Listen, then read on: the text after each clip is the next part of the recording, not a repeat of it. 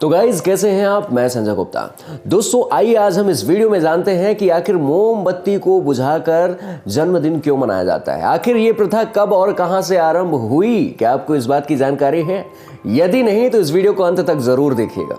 दोस्तों क्या आपको नहीं लगता कि जिस देश में खुशियां दीपक जलाकर मनाई जाती हैं उस देश में खुशियां मोमबत्तियों को बुझाकर मनाने की प्रथा आखिर कैसे शुरू हुई? मैं आपको एक बात जरूर बता देता हूं कि यह प्रथा भारत की तो बिल्कुल भी नहीं है। यह प्रथा आई है पश्चिमी देशों से, जो कि आज भारत देश में बहुत ही जोरों शोरों से मनाई जा रही है।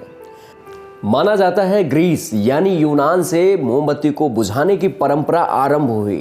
प्राचीन काल में लोग वहां पर जलती हुई मोमबत्ती केक पर लगाकर अपने पूजा स्थल पर ले जाते थे और वहां अपने ग्रीस भगवान का चिन्ह उस जलती हुई मोमबत्ती से ही बनाते थे और चिन्ह बनाने के बाद उस मोमबत्ती को वहां पे बुझा दिया जाता था। उनका ऐसा मानना था कि उस मोमबत्ती का बुझता हुआ जो धुआं था वो सीधे भगवान के पास जाता है।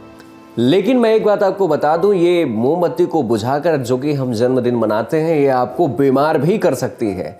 क्लेमसन यूनिवर्सिटी में शोध किया गया कि जब हम जलती हुई मोमबत्ती को केक पर रखते हैं और उसे बुझाते हैं, मुंह के द्वारा जो हम उस मोमबत्ती को बुझाने की कोशिश करते हैं तो हमारे मुंह के जितने भी बैक्टीरिया हैं उस केक पर चले जाते हैं।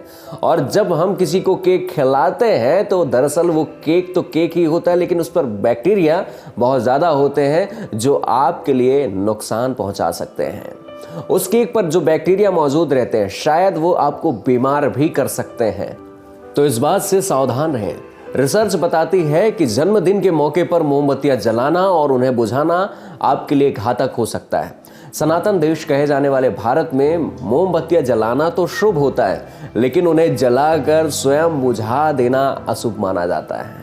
और यहाँ भारत देश में लोग मोमबत्ती से ज़्यादा दिए को बहुत ज़्यादा प्राथमिकता देते हैं। भारत में जब से पाश्चात्य संस्कृति को अपनाना शुरू किया है तो भारतीयों ने केक पर लगी मोमबत्ती को बुझाना आरंभ कर दिया। हालांकि हमारे भारत देश में मोमबत्ती को शुभ अग्नि माना जाता है, लेकिन यदि पूजा का दिया जलते जलते किसी कारणवश बुझ जाए तो उसे अशुभ भी माना जाता है, क्योंकि यह लोगों की प्रार्थना का दिया होता है। तो दोस्तों यह जानकारी आपको कैसे लगी कि आखिर हम भारत देश में केक पर लगी मोमबत्ती को बुझाकर कब से जन्मदिन मनाना शुरू कर दिए? यह जानकारी यदि अच्छी लगी हो तो इस जानकारी को औरों तक जरूर शेयर करें, ताकि और भी लोगों को इस बात की जानकारी लग सके कि आखिर इस प्रथा की, इस प्रचलन की शुरुआत कब और कहां से हुई।